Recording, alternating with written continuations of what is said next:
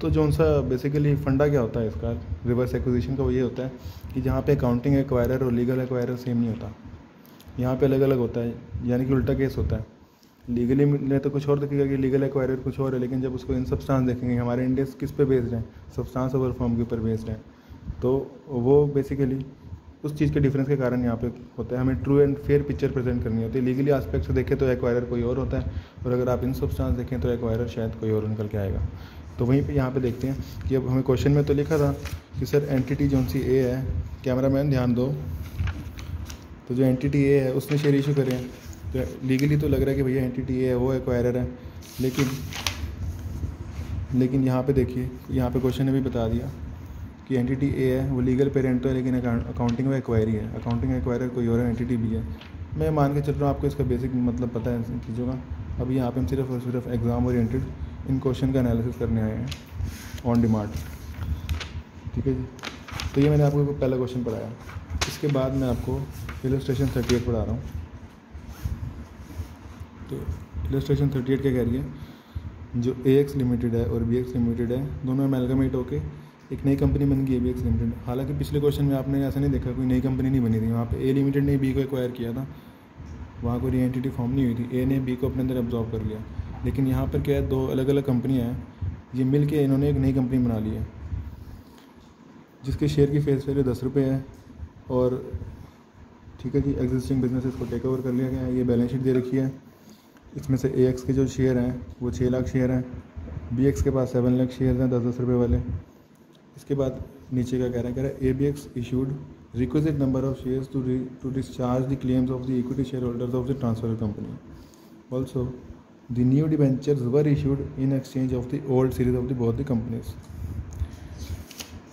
ये लाइन काफ़ी इंपॉर्टेंट है यहाँ पर कि ABX लिमिटेड जो है उसने एक requisite number of share issue करें, यानी कि इस क्वेश्चन के अंदर कोई भी आपको स्वैप रेशो नहीं दे रखी।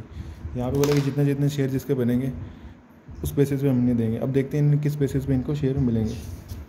तो नेक्स्ट की पेज पे आप देखेंगे क्वेश्चन ने आपको फेयर वैल्यू दे रखी है दोनों बिजनेसेस की, तो हमें बिजनेसेस की फेयर वैल्यू दे रखी है, और हमें क्या दे रखा है, हमें आपके जो शेयर है उसकी फेस वैल्यू भी दे रखी है, 10 रुपये के शेयर इशू होंगे। तो इससे हम दोनों के जो है शेयर निकाल लेंगे कि दोनों को कितने कितने शेयर मिलेंगे। तो आपको एक ब्रीफ आइडिया मिल गया। मैं आपको दिखाता हूँ कि हम कौन सा स्टेप प्रोसीजर फॉलो करेंगे इन क्वेश्चंस को सॉल्व करने के लिए।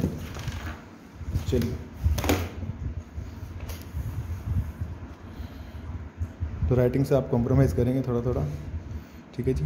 तो आइडेंटिफाई करेंगे सबसे पहले कि भैया केस रिवर्स एक्विजिशन का है या नहीं है। हो सकता है क्वेश्चन आपको एक्सप्लिसिटली मेंशन कर दें कि सर ये रिवर्स एक्विजिशन क्वेश्चन है, नहीं तो आपको कुछ हिंट दे रखे होते हैं क्वेश्चन में, आपको उन हिंट से पहचानना कि ये क्वेश्चन रिवर्स एक्विजिशन का। जैसे लिखा होगा small entity taking over large entity, या any entity is referred as a larger entity, या fair value of identifiable net asset of legal acquirer is given. जैसे मैंने आपको पहले वाला क्वेश्चन दिखाया था, उसमें जो है लीगल एक्वायरर का दे रखा था हमारे को, उसके फेयर वैल्यू दे रखी थी एसेट्स की, लेकिन हमें तो बेसिकली एक्वायरी की चाहिए होती है ना, तो इन्होंने एक्वायरर की दे रखी थी। तो यहाँ से हमें पता लगा कि शायद ये केस रिवर्स एक्विजिशन का बन सकता है। इसके बाद entity have power to compose governing body of, ठीक है, तो यहाँ पे भी कंट्रोल किसके पास है हमें वो देख के पता लग सकता है कि एक्चुअली में इन सब्सटेंस एक्वायरर कौन है। डेट ऑफ एक्विजिशन हमें ध्यान रखने की, डेट ऑफ एक्विजिशन कौन सी है।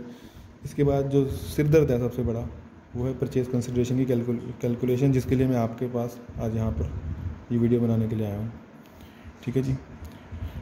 तो स्टेप 1 क्या है कि आपको कैलकुलेट करना है post business combination relative share holding.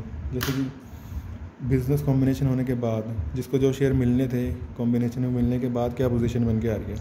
तो जैसे कि मान लीजिए लीगल एक्वायरर जो है उसके 100 शेयर बन के आ रहे हैं, और लीगल एक्वायरर के पास कंपनी के 150 शेयर हैं। तो यहाँ पे देखिए 60% शेयर हैं वो तो लीगल एक्वायरी को हैं, और लीगल एक्वायरर के पास कम शेयर हैं 40%। तो यहाँ पर जनरली जिसके पास ज़्यादा शेयर रहेंगे वो क्या है, वो आपका अकाउंटिंग एक्वायरर बनेगा। अब ये है तो लीगल एक्वायरी, लेकिन एक्चुअली में अकाउंटिंग क्या है, ये अकाउंटिंग एक्वायरर है, हम इसे एक्वायरर मान के अकाउंटिंग करने वाले हैं।